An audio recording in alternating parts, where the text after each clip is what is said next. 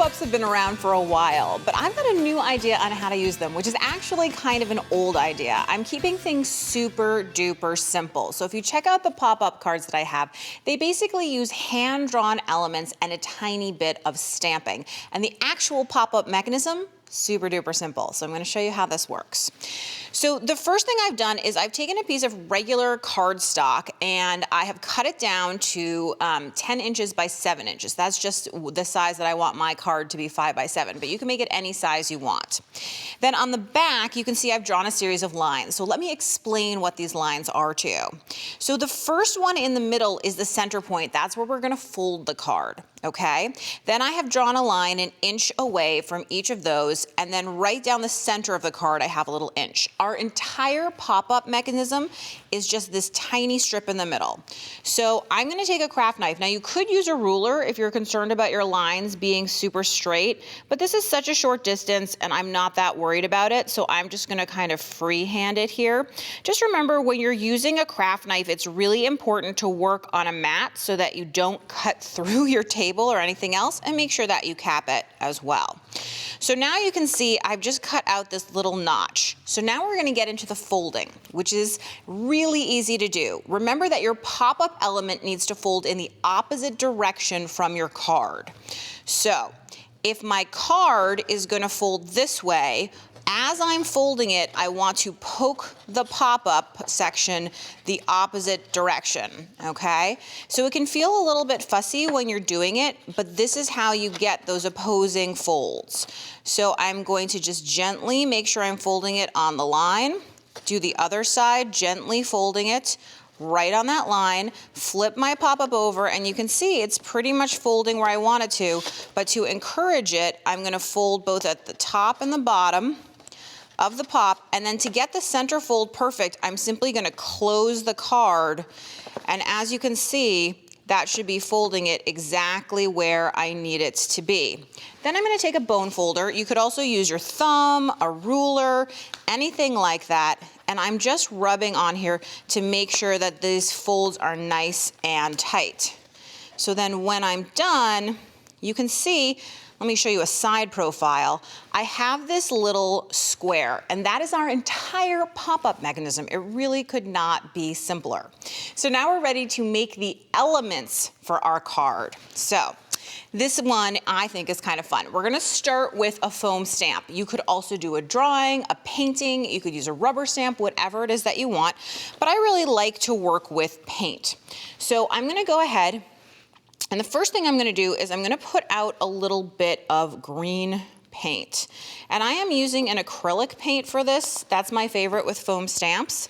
Then I'm going to take a brayer and I'm going to roll the paint out and apply the paint to my stamp, just like so. And I can see it going on. You might want to brayer in a couple different directions.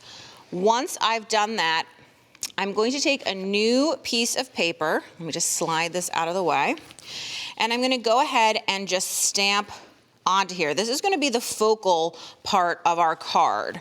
So I'm just stamping it right here, okay? Now, once I have my impression and it looks great, all I need to do to clean my foam stamp is just take a piece of paper towel, a spare piece of paper, anything like that, and just stamp off. And once I see that there's no green paint on there, I'm ready to change colors, and I'm gonna brayer off the same way. Now, if you do this onto a piece of paper, you actually end up with a beautiful extra piece of paper to use for another project. So now I'm gonna go ahead and grab my pop-up element that we created, and this time I'm gonna use black acrylic paint to stamp the background. So let me just go ahead now and stamp out or roll out my paint. And again, this process is really easy and fun. If you don't have a brayer, you could consider just using a dabber or a paintbrush or anything like that. Now we need to do a little bit of masking. Masking sounds intimidating, but it's really easy. Essentially, what we're gonna do is cover the bottom half of the card, okay? When I cover the bottom half of the card, it means now that my trees can be all kinds of different heights, right? Because they can be low, they can be high, it doesn't matter because I've protected that bottom part. So I'm just gonna go ahead and keep going here. Now, I do have some tape because you can see how I'm having to hold this with one hand. If you wanna use some washi tape or some painter's tape, that can help you so that you don't actually have to actively hold this in place the whole time that you're working. But I like to just keep stamping along here, high, low, varying my heights, not worrying too much about anything, and just, you know, getting some nice little trees in there. Also, the nice thing about using paint is you get a little bit of variation.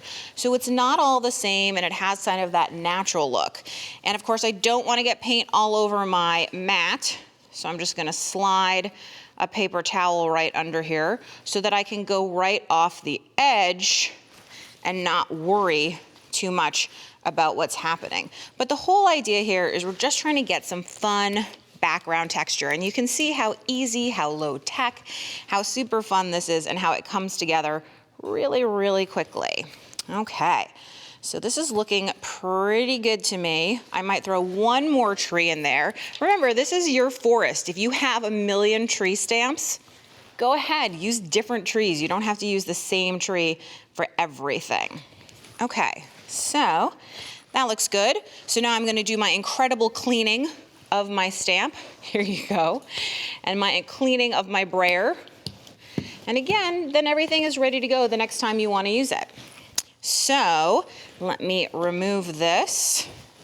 And you can see there is our pop-up background looking great. So let's deal now with our embellishments here. So I want to add another layer to this, and it's dry already, which is great. So I'm going to take some watercolor and I'm just gonna slap it on top there. I'm not that worried about how it looks. I just want to add a little more color again to make this more of a focal point. Now, once that dries, it's gonna look a little something like this. And all I have to do now is, again, with scissors, without a lot of precision, let's cut out our tree. And you can take some time and get really fussy with it, but for me, I'm just cutting out sort of the triangle outline shape, and that watercolor really helps that look really cool. Can you see that right there? Super duper easy, right? So now, all we need to do is adhere our tree right onto our pop-up area. So I'm gonna go ahead and grab some adhesive. You can use whatever your favorite adhesive is. There you go. And then put that right in there. And then we have one more element to really make this card sing. So you can see we're coming together, right? So I love to add hand-drawn elements. I think they make something really, really personal. So I'm just gonna draw a little star for the sky. You could also do a moon or a sun if it's daytime. And then my incredible pattern that I'm doing is just some stripes, nice and tight, close together, like so. And as long as you're using a permanent marker that's not gonna run when you add any liquid to it, you can go ahead, and I would probably give this another second or two to dry, but you can just go ahead and throw some paint on top of it like so. Once you cut that out when it's dry, it's gonna look a little something like this. I like to use foam adhesive because I want to keep the pop-up idea going. So I'm just placing a piece of double-sided foam adhesive. Then I can place my star in the sky. And then to finish the card, I like to take a contrasting base. So I have a black piece of paper, which I'm gonna fold in half. And then I'm just gonna go ahead and put this into here. And you can see now, you can definitely have a beautiful scene with just a couple supplies, a little bit of hand drawing, and that element of pop-up which makes it so special.